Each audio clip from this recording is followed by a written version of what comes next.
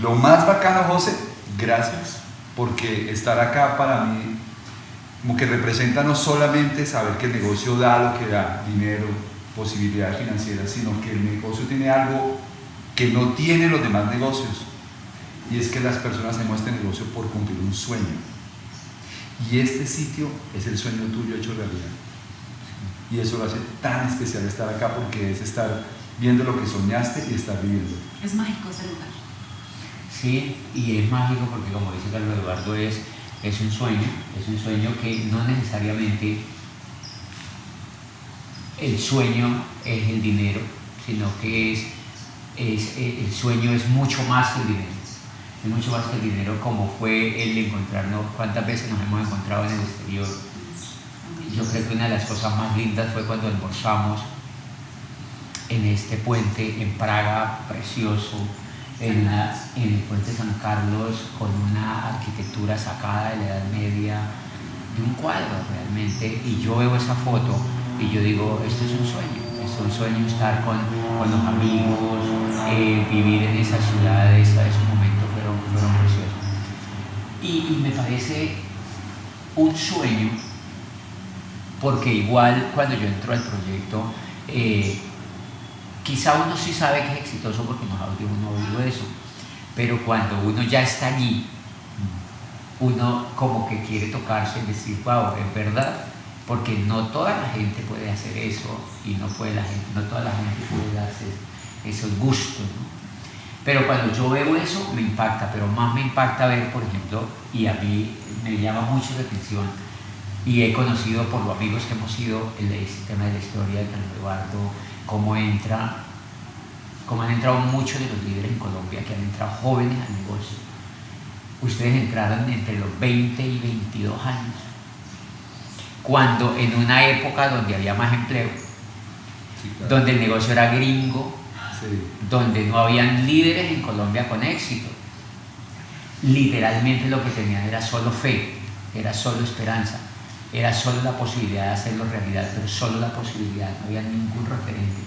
Y una cosa que me impacta, y por eso yo valoro muchísimo eso, es que hayan permanecido, que hayan desarrollado el liderazgo desde ese punto, porque entraron como, ustedes no eran jóvenes líderes como son hoy, no eran los inspiradores que son hoy, no eran los potentes que son hoy, no tenían el éxito económico que hoy tienen, ni el éxito en el liderazgo que hoy tienen, eran jóvenes comunes y corrientes. Claudio en ingeniería de sistemas, prácticamente recién salida de la universidad con un trabajo que había tenido, que no le gustaba mucho, y Carlos Eduardo estudiando veterinaria, tímido, sin prácticamente ninguna habilidad de liderazgo desarrollada. Y cuando yo veo tremenda organización construida en América Latina, un equipo de líderes envidiable, de líderes de los más inteligentes, de los más brillantes, de lo más competitivo en la industria. Es un sueño que exista todo ese centenar de líderes en la organización de ustedes, y yo digo, es increíble que hayan sido todos jovencitos que entraron como cualquiera de los jóvenes que había hoy en día. Pero ¿saben qué es lo que más me llama la atención? Ver esos miles de jóvenes allá afuera, hoy sin posibilidades de empleo, con una crisis impresionante en la economía, para cumplir los sueños en la economía tradicional. Y me impresiona que esos jóvenes no se den el trabajo de aprender, que no se den la oportunidad de aprender lo que ustedes aprendieron, porque finalmente, prácticamente con lo que hoy vivimos, sería más fácil para ellos lograr lo que ustedes lograron en otra época. Sí. Sería mucho más fácil, por eso me llama la atención, y habría algo que nosotros tenemos que hacer para que los jóvenes se den cuenta de lo que se están perdiendo. Yo creo que es que cuando yo arranqué el negocio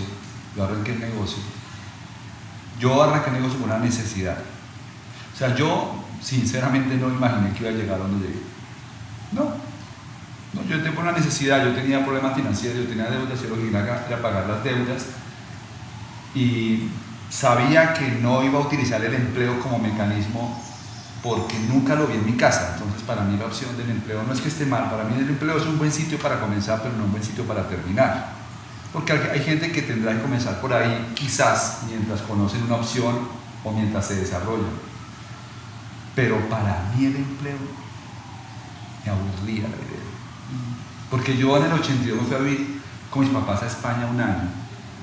Y si mi papá no hubiera tenido una empresa propia, eso jamás se habría podido hacer. Entonces yo sí creía en el emprendimiento, pero no tenía plata. De hecho, los poquitos negocios que pude montar, que fue uno quizás, un sitio de insumos agropecuarios, lo monté con poquita plata prestada, perdí plata, no funcionó el negocio. Y entonces yo llegué al negocio básicamente porque estaba endeudado y porque tenía una necesidad. Pero lo que me enganchó no fue el negocio.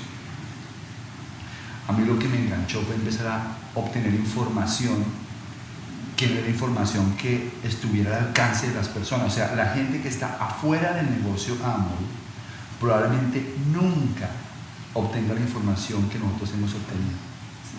Nunca la van a obtener, nunca van a entender sobre inteligencia financiera, nunca van a entender sobre liderazgo, nunca van a saber la importancia de tener un sueño y muchas cosas.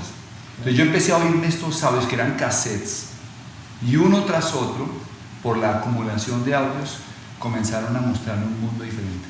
Y hace poco me decía una persona que estamos pues auspiciando nueva, frontal nuestro, me decía, gracias por mostrarme un mundo diferente. Y la verdad es que nunca nadie me había dicho tan claramente qué es lo que nosotros hacemos. Sí. Y es mostrar a la gente un mundo diferente. ¿Qué fue el que tuviste? Que fue el que yo vi. Y que Amway como vehículo te permite construir si tienes esta información poderosa que obtienes a través del negocio. Total, lo que tú estás diciendo es muy cierto y cuando tú hablabas, José, me transportaste en el tiempo, me hiciste reflexionar porque me fui a ese punto de mi vida como a sentir qué estaba pasando en mí allá adentro, ¿no?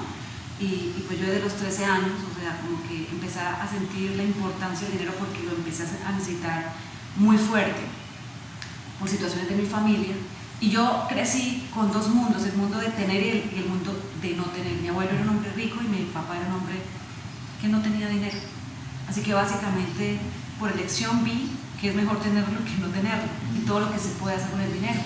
Así que estudié una carrera universitaria de los 16 años y cuando elegí la carrera no la elegí pensando que me apasionaba, yo elegí pensando cuál es la carrera con la que yo puedo lograr las cosas que yo quiero. Y en ese momento ingeniería de sistemas era... Exacto, y mira, es que la gente lo que quiere no es hacerse rica, o sea, yo creo que yo diría que el 95% de la gente en este país lo que quiere es pues comprar, salir de la casa de sus padres, en una casa, tener un medio de transporte y poder ser independiente, o sea, salir de la dependencia de su familia, de sus padres para ahora ser independiente. Y por ese conquista de mi libertad, de mi independencia, elegí una carrera que me permitiera asegurar mi futuro. Y la carrera del futuro era en ese momento ingeniería de sistemas. Claro. Estudio esta carrera y yo empiezo a ver, porque yo creo que me orienta al resultado. O sea, mirar a los demás me permite como ver mi futuro. Entonces yo veía a mi jefe y al jefe de mi jefe y a los 18 años ya dije, esto no es el futuro que yo quiero porque no tuve que estar sino un año empleada para darme cuenta que yo ahí no iba a conseguir lo que yo quería. Y lo que yo quería era ser rica, lo que quería era tener una casa y, o sea, salir de mi casa, tener independencia. Así que monto un negocio propio. Y a los 22 años aparece este negocio, pero aparece este negocio en mi vida y yo ya había vivido 3 años de ser independiente, de tener un negocio propio. Y ya sabía lo que era trabajar 16 horas, ya sabía lo que era intentar emprender un negocio y lo fuerte que puede ser, digamos que ir en esa conquista, ¿no? Y aparece este negocio y vuelve a suceder lo mismo. O sea, lo que pasa en mí a los 22 años es que yo miro a alguien y lo que tú estás diciendo, que me muestra un mundo que yo no conocía, que podía existir para mí. Y que me muestra un vehículo para yo llegar allá, punto. Cuando uno tiene 22 años, yo sé que eso nos pasa a todos los jóvenes, tu mente es fértil, o sea, tú te crees todo, ¿por qué? Porque de alguna forma quizás la vida no te ha dado como tantos golpes y estás como, por lo menos yo sentía que sí, que él no me estaba mintiendo, que eso era así, punto. Así que me mostró que aquí había una vida, que había un vehículo. Y pues eso a mí me emocionó profundamente. Y yo considero, yo creo que si tú me preguntaras a mí qué es lo que yo hago, yo me declaro una cazadora de cabezas.